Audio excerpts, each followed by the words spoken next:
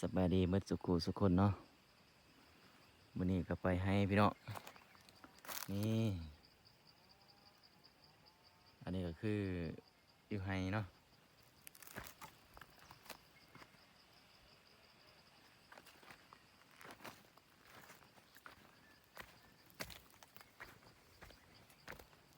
อยู่ให้มาฮือให้แล้วก็มาล้อมหัวให้เนาะเฮ้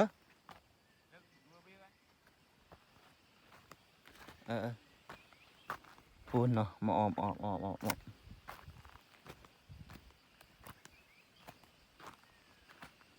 มีหน่อหมอกหน่อใหม่อีกเนาะให้นี่โอ้นี่ก็หาทางกับบันทางน้ำเขายังกับบันไดเฮ็ดน้ำเขานี่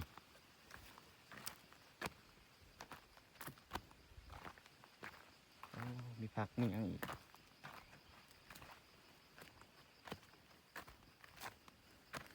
นี่เนาะฝากกันกินได้เลย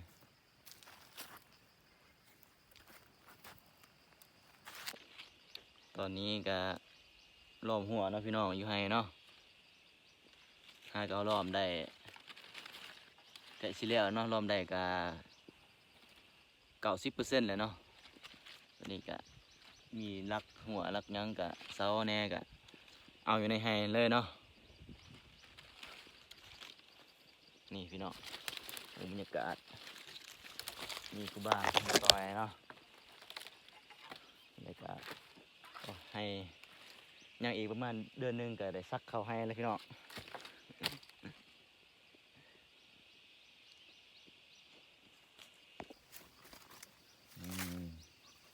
โอ้มันนี่ก็ใส่เวลา2 มื้อนี่เนาะมันนี่ก็มื้อที่2ก็ยังอีกมีลุมนี่เนาะแล้วก็เบื้องลุมอีกแล้วก็เบื้องแก่นั่นนี่เนาะส่วนที่เทิงนี่แล้วล่ะโอ้นี่แหละบรรยากาศอยู่ให้เนาะ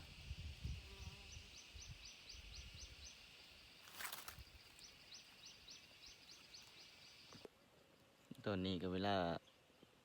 2 โมงแรงเนาะโอ้หอนเป็นหอนพี่น้อง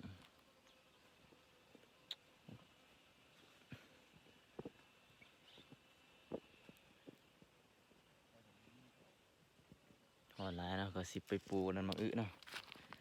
นี่ไหนมาอึปูกันนะสบายดีเมื่อสุขุนคือเก่าเนาะมื้อนี้ก็หลังจากที่ว่าไปคือให้ไปซอยเฮ็ดหลักหัวอ้อมหัวให้อะไรกันมาเบิ่งควายเนาะไปควายพี่น้องอยู่ทงนี่แหละพี่น้อง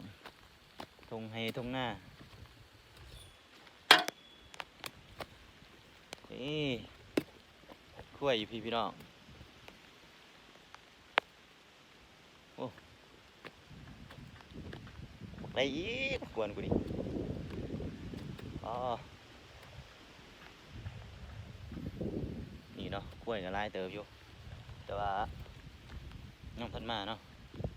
เบิ่งน้ำกันนี่ฮะก็มาจับตัว4 ตัว4 ตัวนี่พี่น้อง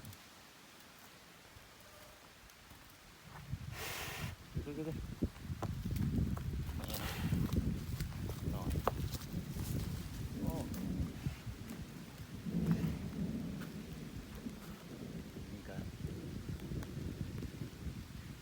วกใหม่นี่เนาะไงเติบอยู่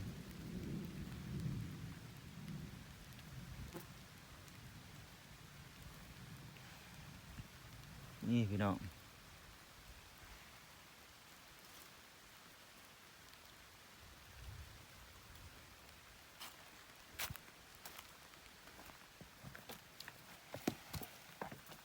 คือคุยจะได้ถาเบิ่งคุยมาเนาะ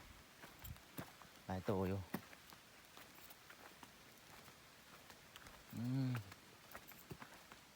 นี่ก็ไล่เอากิน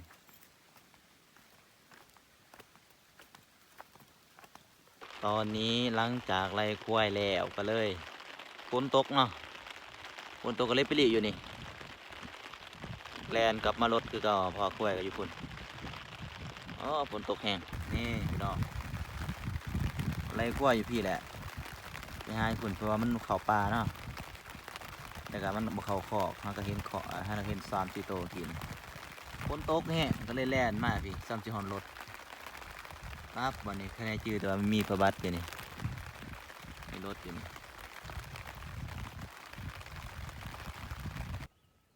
4 โมงเลย5 โมงโมงเลย 5 โมงเช้าแล้วบ่ 5 โมงเช้า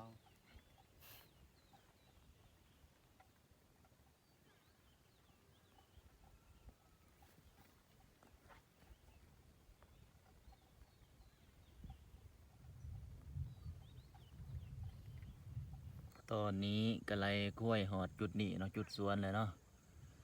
นี่เห็นพี่น้องกล้วยอยู่หันเนาะพวกก็ไล่ให้มันกลับมาทางนี้แล้วก็กลับไปพุ่นเนาะกลับไปพุ่นกล้วยกำลังอยู่นี่เนาะเลยกลับไปพุ่นเห็นอยู่บ่พี่น้องมันใกล้บ้านลักปลายเด้เห็นอยู่หรอกนี่แล้วก็พ่อกับน้องชายเพิ่นกำลังไล่เนาะเด้เพิ่นแล่นนะฮะสำนั้นตั้งไก่มันซูมบูนความไก่ลัก1-2 ลักนี่แหละเป็นมันเขาสวนบริษัทเขาเนาะนี่เนาะเขาสวนเขา